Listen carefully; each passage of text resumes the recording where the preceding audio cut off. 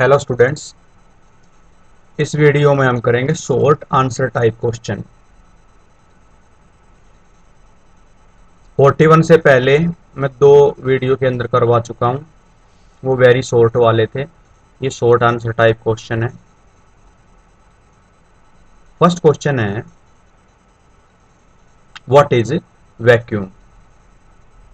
इस बात को हम ऐसे समझ सकते हैं, इसके हमारे पास एक बोतल है और बोतल के अंदर से अगर हम एयर जो है उसको भी, खाली बोतल है उसके अंदर जो एयर मॉलिक्यूल है उनको भी अगर हम बाहर निकाल दें, एयर को भी बाहर निकाल दें और इसको बंद कर दें, तो यहाँ पे जो खाली जगह हमें मिलेगी जिसके अंदर कोई मटेरियल एग्जिस्ट नहीं करता, इवन एयर भी नहीं है, उस जगह को, उस स्पेस को बोलेंगे कि यहाँ पे वैक्यूम क्रिएट हो गया है। Vacuum. Explain why sound can not travel through vacuum. और एक्सप्लेन करिए साउंड वैक्यूम में ट्रेवल क्यों नहीं कर पाता। क्योंकि साउंड को आगे बढ़ने के लिए मटेरियल मीडियम की आवश्यकता होती है और वैक्यूम के अंदर कोई भी मटेरियल नहीं है, इसलिए साउंड वैक्यूम के अंदर आगे नहीं बढ़ सकता।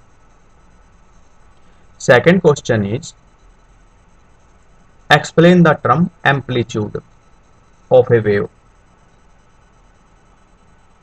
Draw the diagram of wave and mark it's amplitude on it. Amplitude को एक्सप्लेन करिए क्या होता है। इसके लिए हम क्या करेंगे, एक डायग्राम बनाते हैं।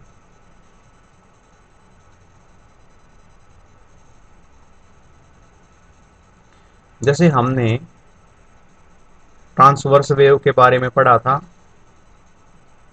तो ये जो मैक्सिमम डिस्प्लेसमेंट होती है या फिर ये जो मैक्सिमम डिस्प्लेसमेंट होती है इसको बोलते हैं amplitude.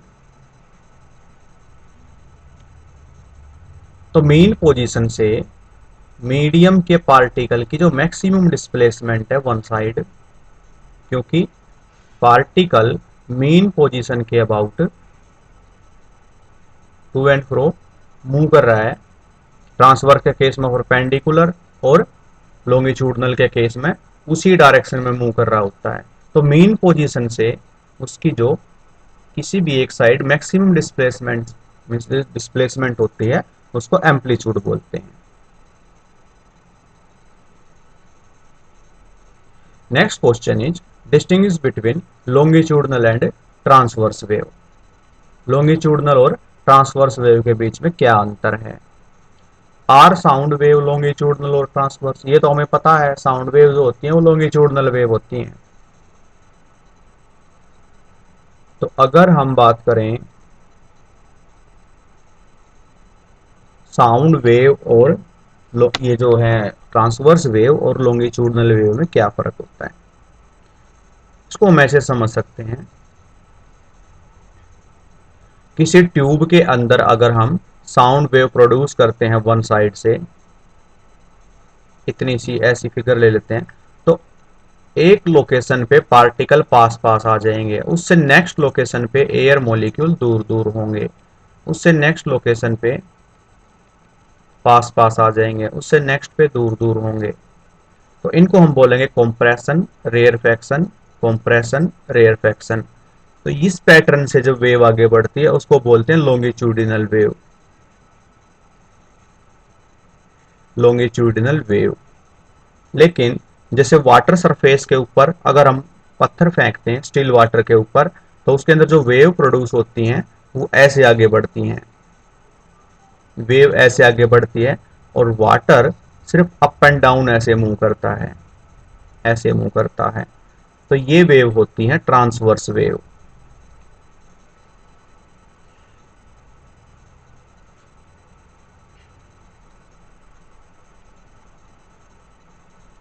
Next question is, a cricket ball is seen to hit the bat first and sound of hitting is heard a little letter.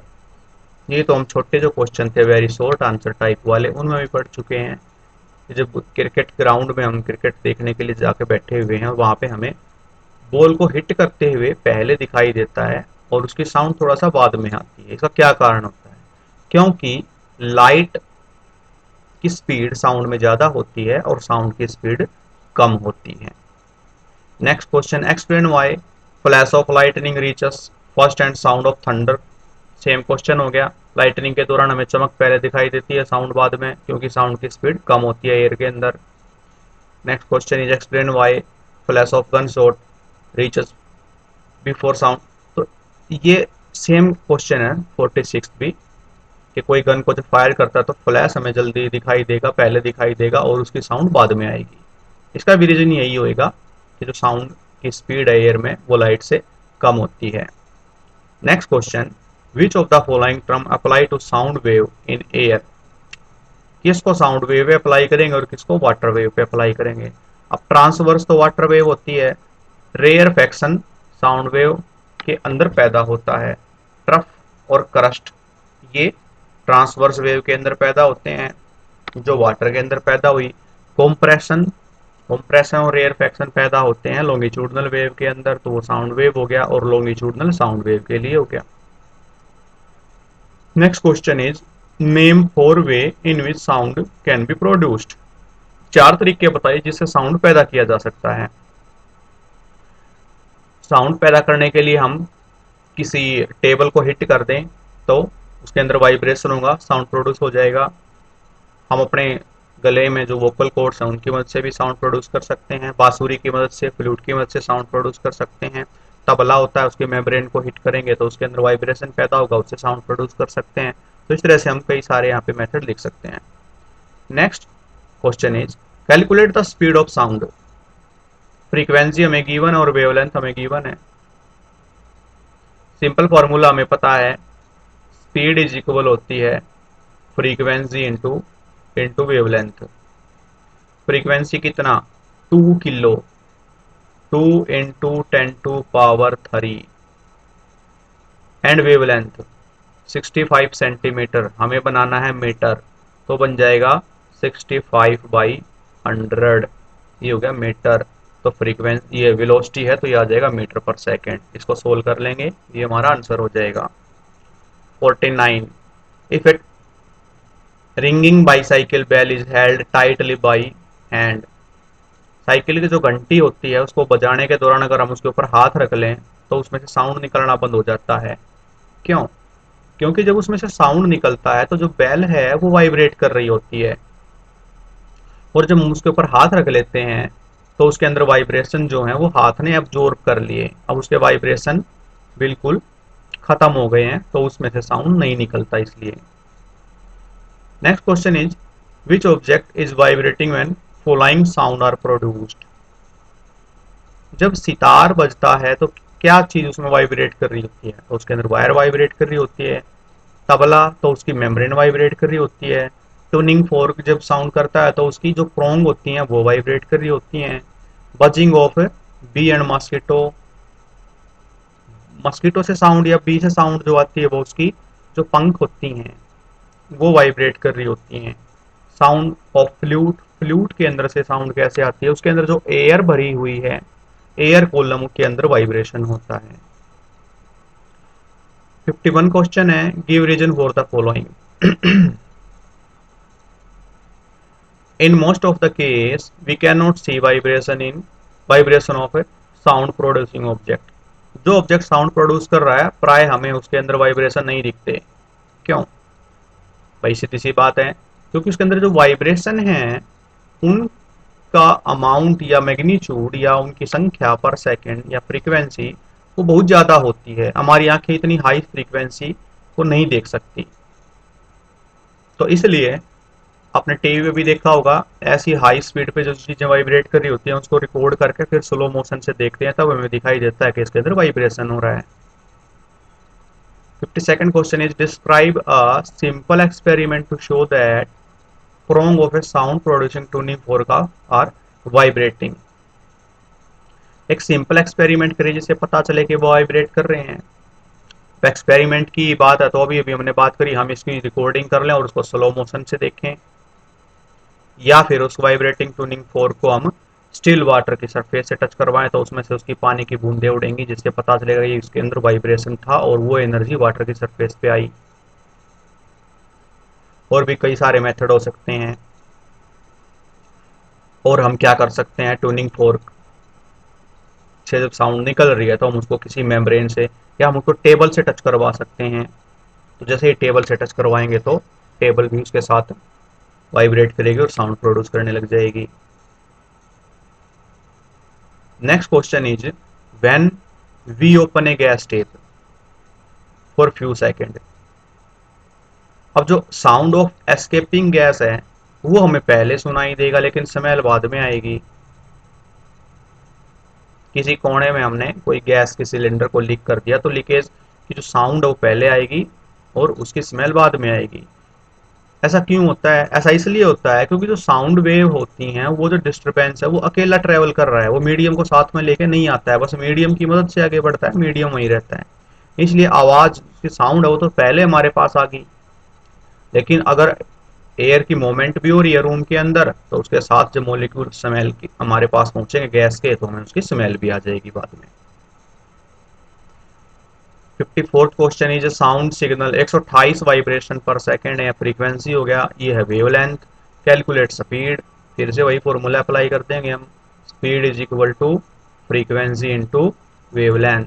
Frequency कितनी है 128 और वेवलेंथ कितनी है मीटर में है, डायरेक्ट पुट कर देंगे 2.7। 2.7 बस इसको सोल्व कर देंगे ये आंसर हो जाएगा। 55, a wave is moving in air with velocity 340 metre per second. यहाँ पे वेलोसिटी गिवन है, कैलकुलेट करिए वेवलेंथ को। अगर फ्रीक्वेंसी 512 वाइब्रेशन पर सेकेंड है तो यहाँ पे क्या क्या गिवन है, यहाँ पे थोड़ी सी जगह बना लेते हैं सोल्व करने के लिए।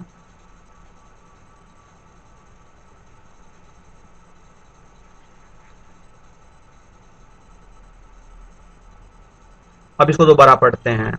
अब wave is moving in air with velocity, velocity हमें दिया 340 metre per second. Calculate the wavelength, कहता है लैम्डा की वैल्यू बताइए। अगर फ्रीक्वेंसी 512 वाइब्रेशन पर सेकेंड है यानी कि जो फ्रीक्वेंसी है वो है 512 हर्ट्ज। 512 हर्ट्ज। फॉर्मूला ये रहा, v equal to f into lambda. हमें निकालना है लैम्डा, तो यहाँ से लैम्डा की वैल्यू क्या हो जाएगी, लैम्डा इक्वल हो जाएगा velocity by frequency. Velocity by frequency, velocity कितनी है 340 और फ्रीक्वेंसी 512। लैम्डा की ऐसा यूनिट होती है मीटर, इसको सोल्व कर लेंगे और ये मीटर में हमारा आंसर आ गया। Next question is, define the frequency and time period. Frequency और टाइम पीरियड को डिफाइन करिए।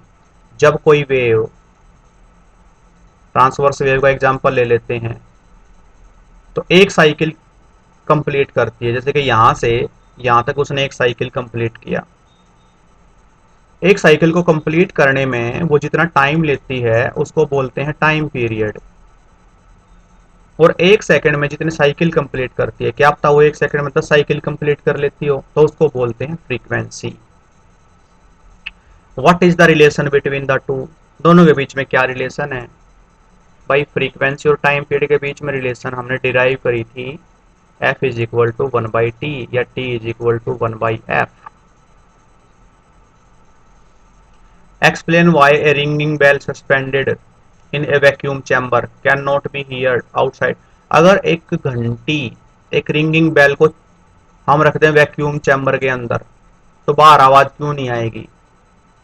इसलिए नहीं आएगी क्योंकि अंदर तो वैक्यूम है, कोई मटेरियल ही नहीं है और साउंड को आगे बढ़ने के लिए मटेरियल मीडियम की आवश्यकता होती है जो उसे नहीं मिल रहा है, तो साउंड आगे बढ़ ही नहीं पाएगा, तो हमें उसकी साउंड नहीं सुनाई देगी। फिर नेक्स्ट क्वेश्चन, फ्रीक्वेंसी हमें दिया 1020 हर्ट्ज, कैलकुलेट द वेवलेंथ, जबकि उसकी वेलोसिटी दे रखी है। बिल्कुल सेम क्वेश्चन हो गया, वेवलेंथ निकालिए और वेलोसिटी और फ्रीक्वेंसी गिवन है। What is the difference between compression and rarefaction?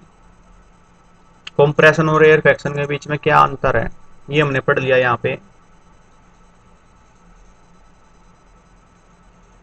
Compression high density वाला रीजन होता है जहाँ पे एयर मॉलिक्यूल या मीडियम के मॉलिक्यूल बिल्कुल पास पास होते हैं। रेयरफैक्शन लो डेंसिटी वाला रीजन होता है जहाँ पे पार्टिकल दूर दूर होते हैं। और कंप्रेशन फिर से हाई डेंसिटी वाला रीजन। तो इस तरह से हाई डेंसिटी लो डेंसिटी वाले रीजन बनते चले जाएंगे। तो ये फिगर हम बना देंगे, लेकिन ये फिगर आपको बनानी है बुक की मदद से।